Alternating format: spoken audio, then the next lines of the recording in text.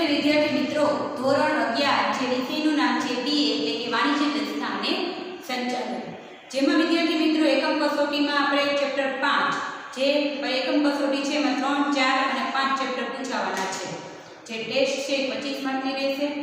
જેમાં સૌથી પહેલા જોઈએ પેપર સ્ટેટ આપણે જોઈ હતી કે MCQ છે વિભાગ A માં, વિભાગ B માં એક વાક્યમાં જવાબ છે, વિભાગ C ટૂંકમાં ઉત્તર, વિભાગ B મુદ્દાસર ઉત્તર આપો અને વિભાગ E સવિસ્તર ઉત્તર આપો.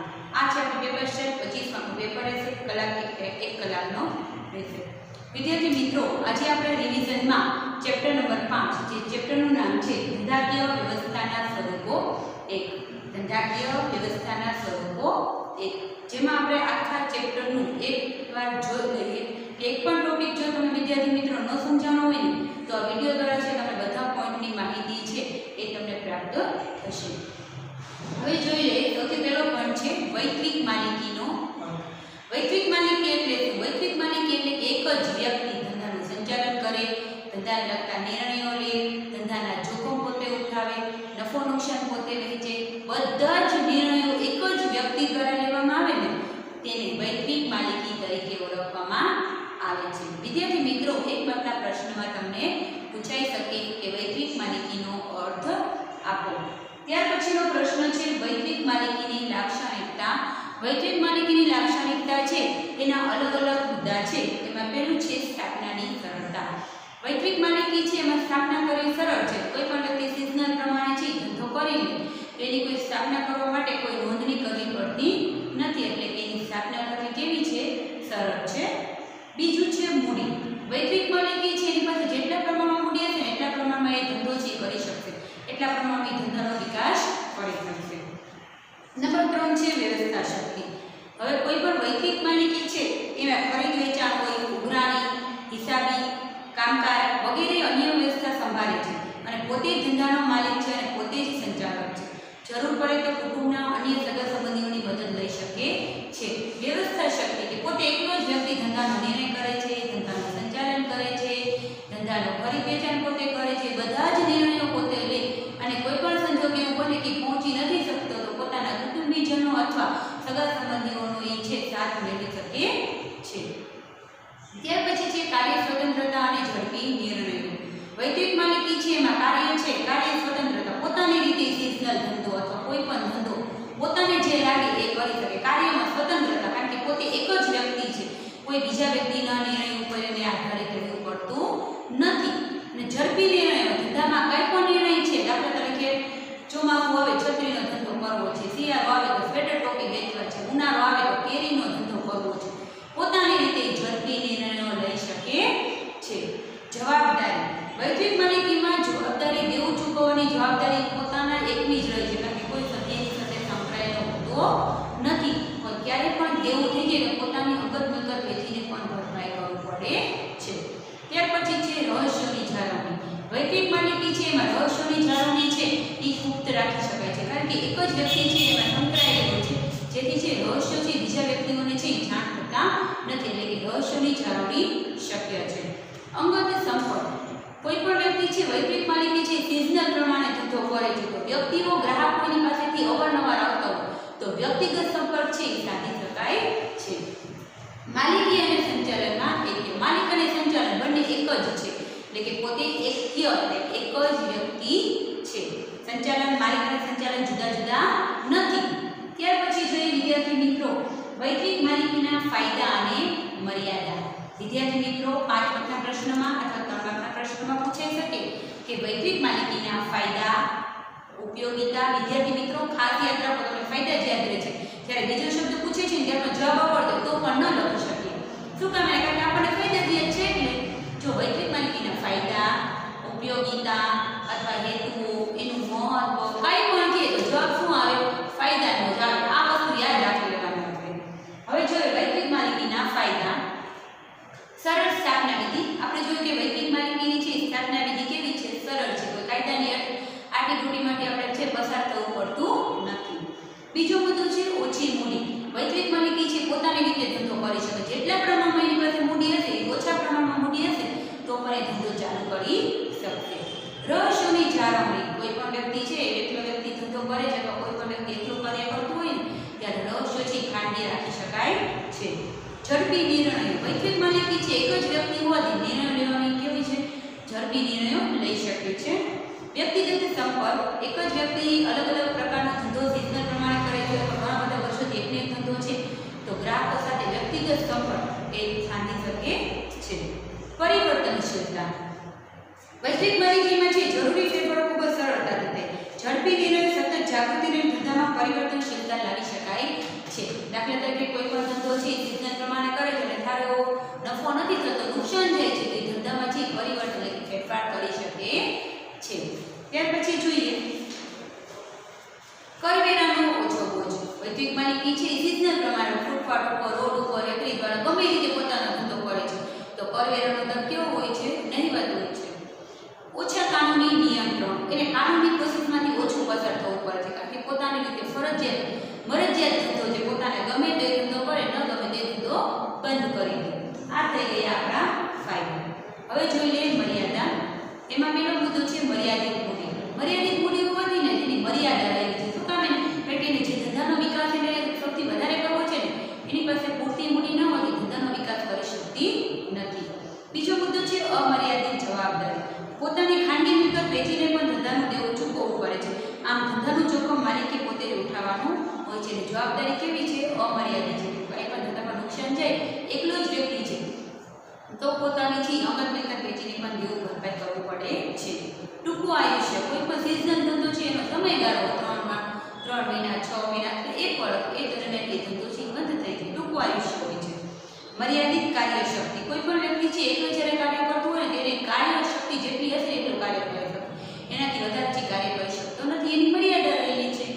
નિર્ણયોમાં ભૂલની શક્યતા. એક જ વ્યક્તિએ બધા જ નિર્ણયો ખરીદ વેચાણ, માલ ક્યાંથી લેવો, કેટલા પ્રમાણમાં વેચવો, એની કિંમત કેટલી રાખવી, માલ આવ્યો તો માલનો સ્ટોક ક્યાં રાખવો, બધા જ નિર્ણયો એકલા વ્યક્તિએ લેવા ભૂલ થવાની શક્યતા રહે છે. ત્યાર પછી મોટા પાયા પરના વેપારના લાભનો અભાવ. જ્યારે એને વસ્તુનું વેચાણ દિવસે ને દિવસે ધંધાનો વિકાસ થતો જાય છે ત્યારે એને ધંધાનો જે મોટા પાયા પર વેપાર વધારવો છે એની પાસે જગ્યા ન હોય અથવા પૂરતા પ્રમાણમાં મૂડી ન હોય તેની મર્યાદા રહેલી છે. તો વિદ્યાર્થી મિત્રો વૈશ્વિક માલિકીનો અર્થ, લાક્ષણિકતા, ફાયદા અને મર્યાદાનો ટોપિક આપણે સમજ્યા. ત્યાર પછી બીજો મિત્રો ત્યાર પછીનો ટોપિક છે વૈશ્વિક માલિકી પછી હિન્દુ વિભક્ત કુટુંબનો અર્થ અને એની લાક્ષણિકતા. વિદ્યાર્થી મિત્રો એક માર્કમાં તમને પૂછે કે HUF નું પૂરું નામ આપો. તો હિન્દુ યુનિટ ફેમિલી, હિન્દુ અવિભક્ત કુટુંબ. એનો અર્થ જોઈએ. હિન્દુ કાયદા અનુસાર ધંધો એ વારસાગત છે. વારસામાં મળેલ ધંધો ચલાવતા અવિભક્ત હિન્દુ કુટુંબને હિન્દુ વિભક્ત કુટુંબની પેઢી કહેવામાં આવે છે. કુટુંબની બધી વ્યક્તિઓ તેના સભ્યો ગણાય છે. આવી પેઢીનો વહીવટ કુટુંબના વડીલના હાથમાં હોય છે જેને કર્તા તરીકે ઓળખવામાં આવે છે. જો વયમાં સૌથી મોટી વ્યક્તિ વડીલ વહીવટ કરવા ઈચ્છતી ન હોય તો તેના પછીના વ્યક્તિને વહીવટ સોંપવામાં આવે છે. આવી પેઢીનું અસ્તિત્વ ભારત અને નેપાળમાં સૌથી વધુ પ્રમાણમાં જોવા મળે છે. હિન્દુ વિભક્ત કુટુંબ. અત્યારે કોઈ પણ ધંધો છે આપણે દાદા ચલાવતા હોય, દાદા છે ઘણા બધા વર્ષોથી કરતા હોય, એનું મૃત્યુ થઈ જાય અથવા કોઈ પણ એમ થાય કે હવે કામ નથી કરી શકતો તો એ ધંધો છે બીજી પેઢી એટલે કે પોતાના દીકરાને સોંપે તેને હિન્દુ વિભક્ત કુટુંબ તરીકે ઓળખવામાં આવે છે. લાક્ષણિકતા જોઈએ એનું અલગ અલગ છે. કાયદા દ્વારા અસ્તિત્વ, બીજું છે સંચાલન, 3 સ્વતંત્ર કાર્યક્ષેત્ર, 4 સભ્યપદ, નાણાકીય નિયંત્રણ, જવાબદારી, આયુષ્ય, મૂડી મેળવવાની મુશ્કેલી અને નાદારી. વિદ્યાર્થી મિત્રો અલગ અલગ છે 9 લાક્ષણિકતા છે જોવા મળે છે. વિદ્યાર્થી મિત્રો 3 માર્ક અથવા 5 મોટા પ્રશ્નો તમને પૂછાઈ શકે. ત્યાર પછીનો ટોપિક છે વિદ્યાર્થી મિત્રો ભાગીદારી. ભાગીદારી એટલે બે કે તેથી વધુ સભ્યો સાથે રહીને કાર્ય કરે તેને ભાગીદારી તરીકે ઓળખવામાં આવે છે. ભાગીદારીનો અર્થ જોઈએ. ભાગીદારી એવી વ્યક્તિ વચ્ચેનો સંબંધ છે જેઓ બધા દ્વારા અથવા બધા વર્ગ કોઈ એક દ્વારા ચલાવતા ધંધોનો નફો વહેંચી લેવા સંબંધ થાય છે. તેની લાક્ષણિકતા જોઈએ. પહેલું છે ભાગીદારીની લાક્ષણિકતા વિદ્યાર્થી મિત્રો 3 માર્ક અથવા 5 માર્કના પ્રશ્નમાં તમને પૂછાઈ શકે. એમાં પહેલી લાક્ષણિકતા છે કરારજન્ય સંબંધ એટલે કે કરાર કરેલો હોય. બીજું છે સ્થાપના વિધિ. ભાગીદારી વિધિ છે ને સ્થાપના વિધિ થોડી સરળ અને અટપટી અને જટિલ સમસ્યાઓનો સામનો કરવો પડે કારણ કે કાયદા દ્વારા એની નોંધણી કરવી ફરજિયાત છે. ત્યાર પછી છે નોંધણી. નોંધણી કરવી ફરજિયાત નથી પરંતુ કાયદાની દ્રષ્ટિએ હિતાવહ છે કે ભવિષ્યમાં કાંઈ પણ સભ્ય વચ્ચે પ્રશ્નો ઊભા થાય ને તો આપણે છે કોર્ટમાં દાવો માંડી શકીએ. તેના માટે ભાગીદારોની સંખ્યા છે એ અલગ ઓછામાં ઓછી છે એ 10 અને વધુમાં વધુ 50 નક્કી કરેલી છે. ઉદ્દેશ ભાગીદારી પેઢીનો છે, કોઈ પણ ભાગીદારી કંપની ચાલુ કરે એનો ઉદ્દેશ શેનો હોય? નફાનો હોય છે. ત્યાર પછી જોઈએ મૂડી. ભાગીદારો જ્યારે છે સભ્ય વચ્ચેથી મૂડીનું પ્રમાણ સૌથી પહેલા નક્કી કરી દેવામાં આવે અથવા સરખી રીતે હોય છે. સંચાલન કોઈ એક કે એક કરતાં વધારે ભાગીદારો પર સંચાલન કરી શકે છે. સંયુક્ત રીતે ધંધો ચાલુ કરે, ભાગીદારો સંકળાયેલા સંયુક્ત રીતે કાર્ય કરે અથવા એક કરતાં વધારે સંચાલકો એમાં નિમાયેલા હોય છે. આ થઈ ગઈ લાક્ષણિકતા. ત્યાર પછી જોઈએ ભાગીદારીના ફાયદા. સરળ અને ઓછી ખર્ચે સ્થાપના વિધિ. બીજું છે કાર્યક્ષમ સંચાલન. નંબર 3 શાખપાત્રતામાં વધારો. 4 છે વધુ મૂડી. શ્રમ વિભાજનનો લાભ. યોગ્ય નિર્ણયો. પરિવર્તનશીલતા. લઘુમતી હિતોનું રક્ષણ. ગ્રાહકો સાથે સીધો સંબંધ. આર્થિક સત્તાનું વિકેન્દ્રીકરણ અને આવકવેરાનો ઓછો બોજ. જેના છે અલગ અલગ જે ફાયદા છે એના 11 મુદ્દા આપણને જોવા મળે છે. વિદ્યાર્થી મિત્રો, પરીક્ષામાં તમારે જે ફાયદામાં છે આડા એકદમ તમને લાઈનમાં યાદ ન રહે તો આગળ પાછળ થઈ જાય તો પણ કંઈ વાંધો નહીં. આપણે પરીક્ષામાં જેટલા મુદ્દા કીધા હોય એટલે તમને જેટલા યાદ રહે તમે લખી શકો છો. ત્યાર પછી છે ભાગીદારીની મર્યાદા. એની મર્યાદા ગમે વસ્તુના ફાયદા રહેલા છે એની મર્યાદા રહેલી. અત્યારે ઓનલાઈન ટેકનોલોજી છે એને ફાયદા અને મર્યાદા તો વિદ્યાર્થીને બહુ સારી હતી, બહુ સરસ સમજે છે. એક વિડીયો છે આપણે ગમે તેટલી વાર જોઈ શકાય એ ફાયદો છે અને બીજા વિદ્યાર્થીઓ એમ થાય કે એક વિડીયો કેટલીક વાર જોઈએ એની મર્યાદા છે. એટલે કે ગમે તે વસ્તુ નથી ફાયદા અને મર્યાદા રહેલા છે. એવી રીતે ભાગીદારીની મર્યાદા જોઈએ. મર્યાદિત મૂડી. બીજું છે અમર્યાદિત મૂડી, અમર્યાદિત જવાબદારી. વિસંવાદિતાઓની શક્યતા. રહસ્ય જાળવણીની મુશ્કેલી. હિસ્સાની ફેરબદલીની મુશ્કેલી. નિર્ણય લેવામાં વિલંબ અને ટૂંકું આયુષ્ય. એમ અલગ અલગ છે મર્યાદા જોવા મળે છે. ત્યાર પછી જોઈએ વિદ્યાર્થી મિત્રો ભાગીદારીના પ્રકાર.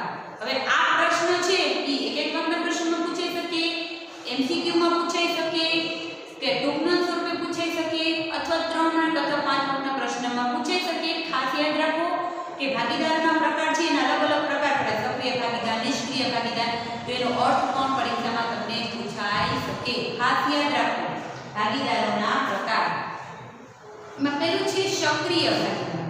ભાગીદારી કાયદા મુજબ જે વ્યક્તિ ભાગીદારી બને અને પેઢીના સંચાલનમાં સક્રિય રસ લે તે બધું જ કામે સક્રિય હકારાત્મક રીતે કાર્ય કરે તેને કેવો ભાગીદાર તરીકે ઓળખવામાં આવે છે? સક્રિય ભાગીદાર. બીજું છે નિષ્ક્રિય ભાગીદાર કે ગમે એટલું કામ સોંપવામાં આવે એને કરવું જ ન હોય, ગમે એટલું એને કાયદા દ્વારા તાલીમ આપવામાં આવે, માર્ગદર્શન આપવામાં આવે. નિષ્ક્રિય કે કાંઈ કામ કરે નહીં, નિષ્ક્રિય ભાગીદાર તરીકે ઓળખવામાં આવે છે. પહેલો પોઈન્ટ હતો સક્રિય ભાગીદાર, બીજો હતો નિષ્ક્રિય ભાગીદાર. ત્રીજો પ્રકાર પડે છે નામનો ભાગીદાર. માત્ર પોતાના નામનો ઉપયોગ કરવા માટે એ છે ભાગીદારમાં જોડાય. તેને કેવો ભાગીદાર તરીકે ઓળખવામાં આવે છે? નામનો ભાગીદાર. તે પેઢીમાં મૂડી લાવતો નથી પરંતુ ખાલી પોતાનું નામ રાખે છે. ત્યાર પછી જો માત્ર નફાનો ભાગીદાર. કોઈ પણ ભાગીદાર છે કંપનીમાં નફો થાય તો માત્ર નફાનો જ ભાગીદાર કે નફો થાય તો એ વ્યક્તિને આપવો પડે, એને આપવો પડે. માની લીધેલ ભાગીદાર. જે વ્યક્તિએ ભાગીદારી કરાર કરેલો ન હોય અને પેઢીમાં મૂડી લાવતો ન હોય તેમજ નફામાં ભાગ પણ મેળવતો ન હોય પરંતુ તેના ત્રણિત વ્યક્તિ કે જેને ભાગીદાર તરીકે માની લે છે તેને માની લીધેલ ભાગીદાર તરીકે ઓળખવામાં આવે છે. ભાગીદારીના પ્રકાર કેટલા છે? 6 છે. સક્રિય ભાગીદાર, નિષ્ક્રિય ભાગીદાર, નામનો ભાગીદાર, નફાનો ભાગીદાર, માની લીધેલ ભાગીદાર અને સગીર ભાગીદાર. સગીર ભાગીદાર એટલે કે વિદ્યાર્થી મિત્રો જેની ઉંમર 18 વર્ષથી ઓછી હોય તેને કેવો ભાગીદાર તરીકે ઓળખવામાં આવે છે? સગીર ભાગીદાર. ત્યાર પછી જોઈએ વિદ્યાર્થી મિત્રો ભાગીદારી પેઢીના પ્રકાર. ભાગીદારી પેઢીના પ્રકાર છે એના અલગ અલગ 3 પ્રકાર. વિદ્યાર્થી મિત્રો ખાસ યાદ રાખો જ્યારે પ્રશ્ન પૂછાય છે ને પરીક્ષામાં ત્યારે ભાગીદારીના પ્રકાર અલગ છે અને ભાગીદારી પેઢી એટલે કે કંપનીના પેઢી એટલે કે સંસ્થા અથવા કંપની એના પ્રકાર પરીક્ષામાં જ્યારે પૂછાય ત્યારે ઊંધું લખી નાખવું. હોશિયાર વિદ્યાર્થીઓ પણ આવી ભૂલ કરે છે. એટલે ખાસ યાદ રાખો ભાગીદારીના પ્રકાર પૂછાય તો સક્રિય ભાગીદાર, નિષ્ક્રિય ભાગીદાર, નફાનો ભાગીદાર, નામનો ભાગીદાર, માની લીધેલ ભાગીદાર અને સગીર ભાગીદાર. એ પોઈન્ટ આવે જ્યારે ભાગીદારી પેઢી જો લખેલું છે શબ્દ ખાલી ભાગીદાર નથી, ભાગીદારી પેઢી છે. જ્યારે ભાગીદારી પેઢીના પ્રકાર પૂછાય ત્યારે આ 3 પ્રકાર પડે. મુદત અનુસાર ભાગીદારી પેઢી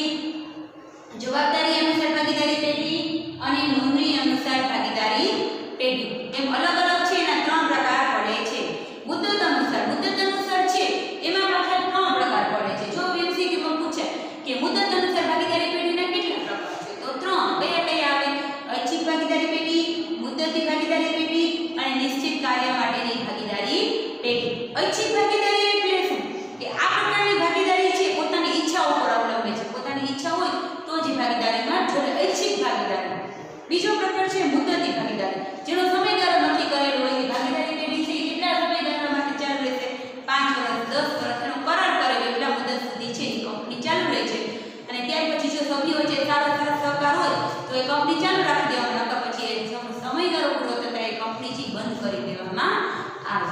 ત્રીજો પ્રકાર પડે છે એમાં નિશ્ચિત કાર્ય માટેની ભાગીદારી પેઢી. કે ભાગીદારી પેઢી છે નિશ્ચિત કાર્ય ભાગીદારી કરાર દ્વારા નિશ્ચિત કાર્ય કરવા માટે ભાગીદારી પેઢીની સ્થાપના કરવામાં આવે છે. નિશ્ચિત કાર્ય માટેની ભાગીદારી પેઢી કહે છે. નિશ્ચિત કાર્ય પૂરું થતાં આવી પેઢીનું આપોઆપ વિસર્જન થાય છે. નિશ્ચિત કાર્ય દાખલા તરીકે રોડ બનાવવા, પુલ બનાવવો વગેરે, તો નિશ્ચિત કાર્યનો સમયગાળો કે કોઈ પણ કાર્ય છે, નદી છે અથવા રસ્તા છે, એનો કોઈ આખું વર્ષ આખી જિંદગી એ કામ ન ચાલે, એનો સમયગાળો 1 વર્ષ 2 વર્ષ 3 વર્ષ એ સમયગાળા દરમિયાન નિશ્ચિત કાર્ય પૂરું થઈ જાય છે. ત્યાર પછી બીજો પ્રકાર પડે છે જવાબદારી અનુસાર. જવાબદારી અનુસાર છે એના બે પ્રકાર છે: મર્યાદિત જવાબદારીવાળી ભાગીદારી પેઢી અને અમર્યાદિત જવાબદારીવાળી ભાગીદારી પેઢી. મર્યાદિત જવાબદારી ભાગીદારી પેઢી એટલે શું? જે પેઢીમાં માત્ર એક ભાગીદાર સિવાય બાકીના ભાગીદારોની જવાબદારી કેવી રાખી શકાય? મર્યાદિત રાખી શકાય. એ કે એને કામ, એને જે વહીવટી કામ આપેલું હોય, કોમ્પ્યુટર વિભાગમાં આપેલું હોય અથવા હિસાબને લગતું એની મર્યાદા નક્કી કરેલી કે એ વ્યક્તિએ છે એટલું જ કાર્ય કરવાનું હોય છે.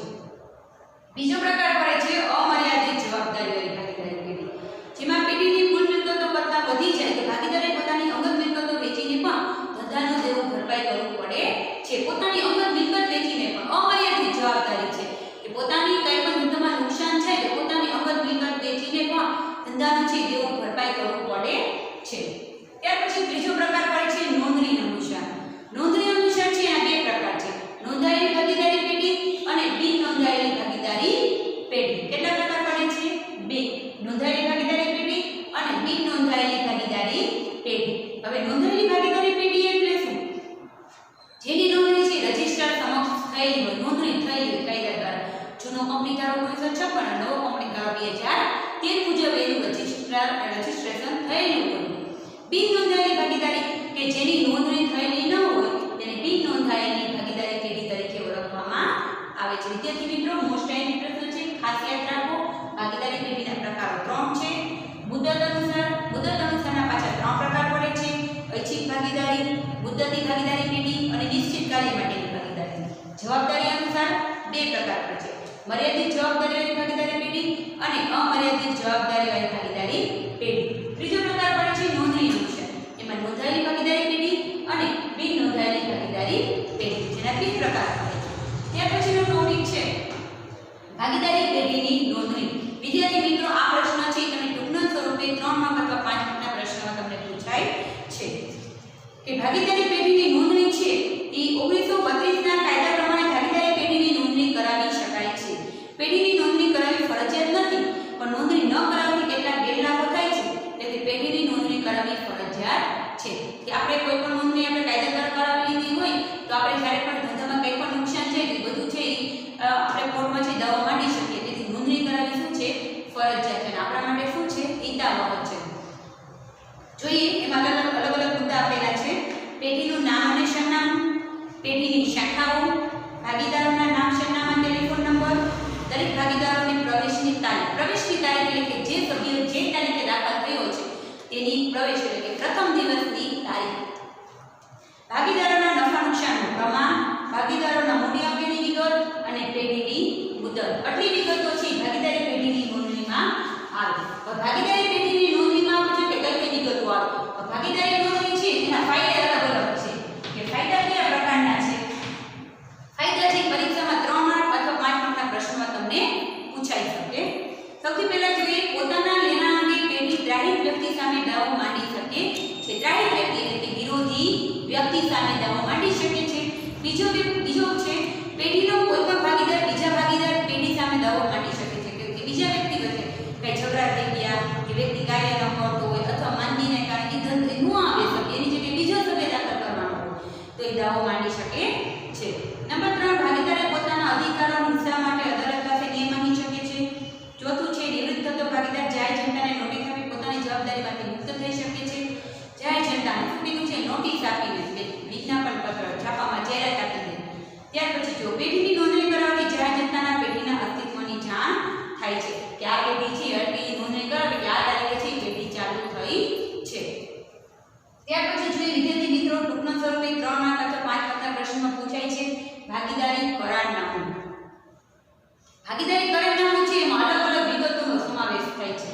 ભાગીદારી કરારનામું જ્યારે આપણે તૈયાર કરીએ છીએ તેમાં કઈ કઈ વિગતો હોય?